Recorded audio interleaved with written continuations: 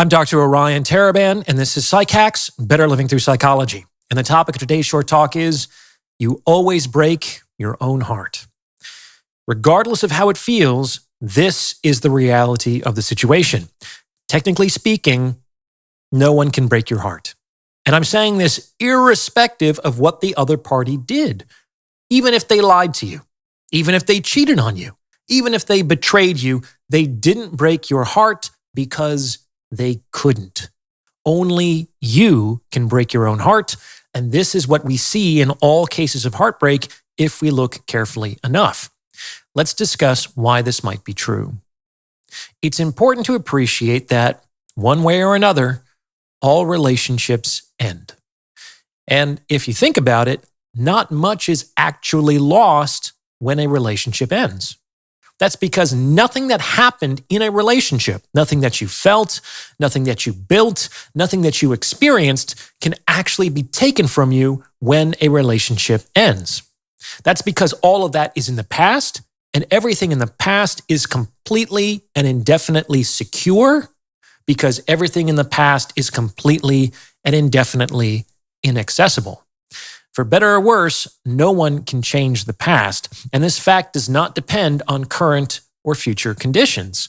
Like everything that has happened in a relationship is just as safe and secure in the past when a relationship continues through time as when it is terminated in the present moment. In point of fact, when a relationship ends, only one thing is really lost, and it's the loss of this one thing that is actually responsible for your heartbreak. And that one thing that is lost is the reasonable hope of a desired future. And this desired future isn't something that you either have or ever had, precisely because it's a future hope. And this, of course, means that from a certain perspective, you didn't even lose that because you never had it to begin with. After all, you have to have something before you can lose it. So this one thing that you lose is actually an illusory loss. It's not an actual loss in reality. That said, it definitely doesn't feel like an illusory loss, does it? And that's because this desired future has been invested with a good deal of emotionality, and usually very positive emotionality, which is absolutely present and real. The most painful thing in the world is the death of a dream.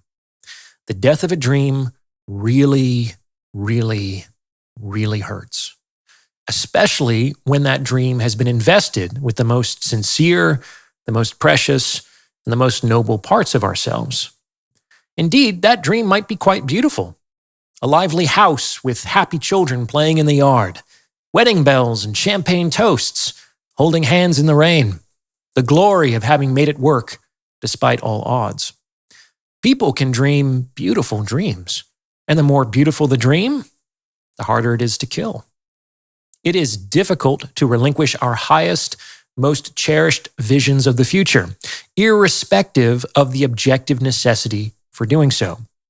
And this is why most serious relationships require some measure of grieving once they end, one way or another. That said, this grieving period often lasts much longer than it needs to. This is because people often invest these dreams of the future with the best parts of themselves. So when it comes time to kill a hope that has become unrealizable, it can feel like killing the best parts of themselves.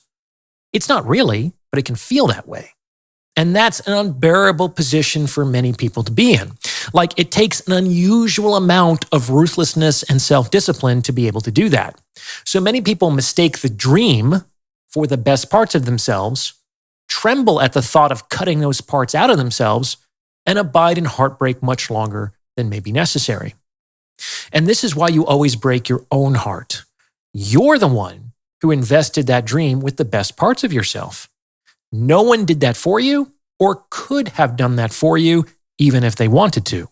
And of course, if you didn't invest that dream with the best parts of yourself, you wouldn't now be squirming in pain. But this is actually a good thing. Why? Well, since you did it, you can undo it. On the other hand, if it were done to you or for you, then it would be much harder to undo without the participation of the other party, which at this point you might not be able to count on. If you appreciate the insights on this channel, I would highly encourage you to get your hands on a copy of my book, The Value of Others. Over the course of 432 pages, I delve deep into my economic model of relationships and explain the behavior of both men and women in the game of mating and dating. I also provide a lot of actionable advice on how to get and keep more of what you want in the sexual marketplace. Once you read The Value of Others, you'll never look at relationships the same way again. Now available in ebook, audiobook, and paperback formats. The links are in the description. Let's get back to it.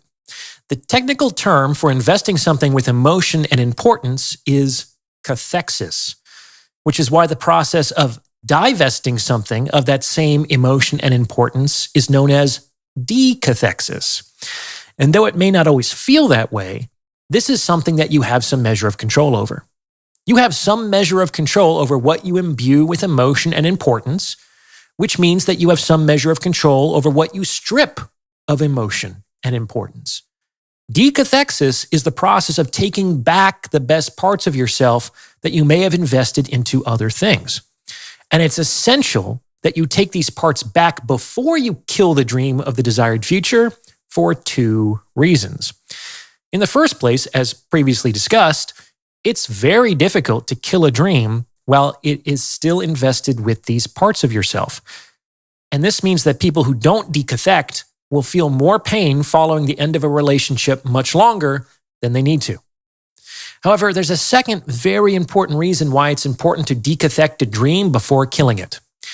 If people actually succeed in killing the dream without decathecting, which, though difficult, actually is possible, especially if the individuals in question are motivated by sufficient pain and desperation, then they might succeed in killing the best parts of themselves. The sweet and hopeful and loving and noble and beautiful dimensions of their psyche. And that is a very big and ultimately self-inflicted loss. I'd like you to consider that no matter how badly another person burns you in a breakup or a divorce, you actually succeed in burning yourself even worse if you end up killing your heart as a result. This is the loss of something actual, whereas the loss of a desired future, as previously discussed, is technically only the loss of something potential. I understand why people do this. The amount of pain that people can experience in the wake of losing hope in a desired future can feel absolutely unbearable. Like it hurts to breathe. It hurts to blink. Everything is painful. And people can't abide in that degree of pain indefinitely. So I can understand why people do what they do in order to escape that pain. However, if the only way to escape feeling pain is to destroy one's capacity to feel anything, then really, that should only be done as an absolutely last resort. The ability to take those parts back after the end of a relationship depends on your ability to recognize that the person or the relationship that you lost was not so special in and of itself, but by virtue of what you put into it. And once you succeed in doing that, it's easier to see the dream for what it is, namely a dream.